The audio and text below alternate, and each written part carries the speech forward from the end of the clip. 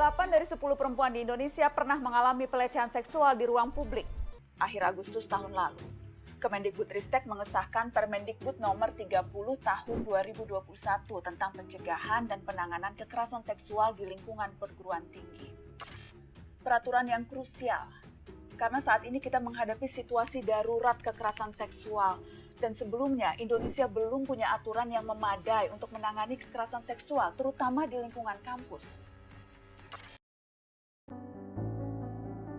Pengendara sepeda motor wanita yang dilecehkan pengendara Jadi lain di tempat umum, lalu bagaimana mengantisipasi dan apa sih yang harus kita lakukan jika kita dihadapkan dengan kondisi yang seperti ini? Kita akan bahas bersama Ines Kristanti, psikolog klinis. Mbak Ines, selamat malam. Mbak Ines, kalau kita berbicara mengenai pelecehan seksual, ini halo teman-teman semuanya, pernah gak teman-teman mendengar candaan yang terasa tidak nyaman atau ucapan yang terkesan merendahkan? Nah, pada video kali ini kita akan sama-sama membahas tentang pelecehan verbal sebagai bagian dari upaya mendukung SDGs pilar kelima, yaitu mencapai kesetaraan gender dan memberdayakan perempuan serta anak perempuan, dan peraturan PPKS atau pencegahan dan penanganan kekerasan seksual di lingkungan perguruan tinggi. Sebelumnya, kalian tahu nggak sih SDGs 5 itu apa? SDGs 5 itu merujuk pada kesetaraan gender dan memberdayakan semua perempuan dan anak perempuan. Tujuannya itu tidak hanya menyetarakan hak, tetapi memastikan setiap individu bisa bebas dari kekerasan, diskriminasi, maupun pelecehan.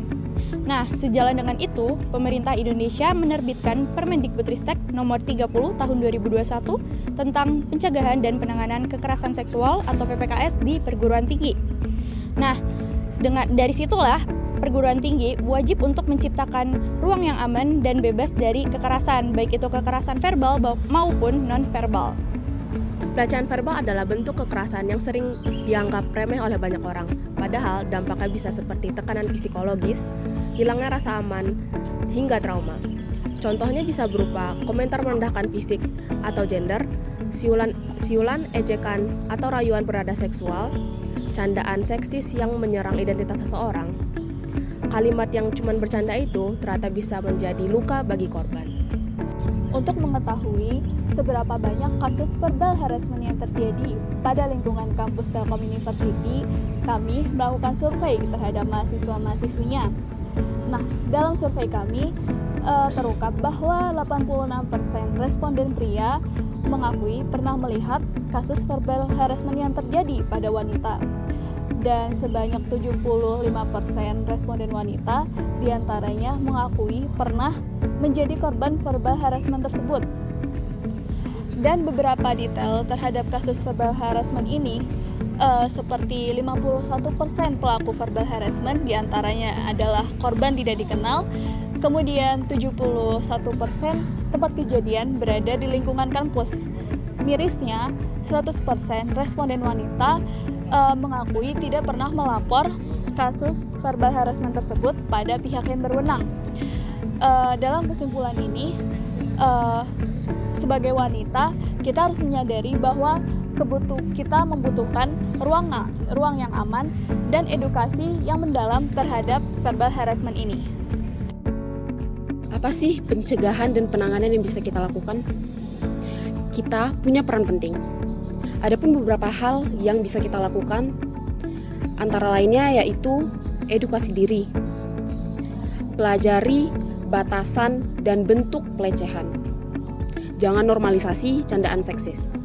Lalu yang kedua, jadilah pendukung. Jika temanmu menjadi korban, dengarkan dan berilah dukungan, jangan malah menyalahkan. Lalu yang ketiga, berani speak up dan melapor. Kamu tidak sendirian, ada sistem yang melindungi kamu dan mendukung kamu. Lalu yang terakhir, bersikap tegas. Jika kamu pelaku, maka berhentilah sekarang juga. Pelecehan bukan bentuk dari keakraban. Di Telkom University ada tim khusus untuk menangani tindakan kekerasan, yaitu tim PPKPT atau tim pencegahan dan penanggulangan kekerasan di perguruan tinggi. Sebagai bentuk upaya pencegahan dan penanganan Jangan ragu untuk bersuara, melaporkan segala bentuk tindakan kekerasan yang terjadi di lingkungan perguruan tinggi ke Satgas PPKPT dengan nomor hotline yang tertera. Atau teman-teman dapat mengakses formulir pengaduan melalui QR Code yang tersedia di website resmi kampus. Mari kita ciptakan kampus yang aman, nyaman, dan bermartabat bagi kita semua dengan mendukung SDGs Pilar kelima, wujudkan kesetaraan dan ruang bebas dari kekerasan. Ingat, kita punya peraturan PLKS di perguruan tinggi sebagai payung hukum dan perlindungan bagi seluruh sivitas akademika. Stop pelecehan verbal dan mari bersama wujudkan kampus kita sebagai kampus zero tolerance terhadap kekerasan.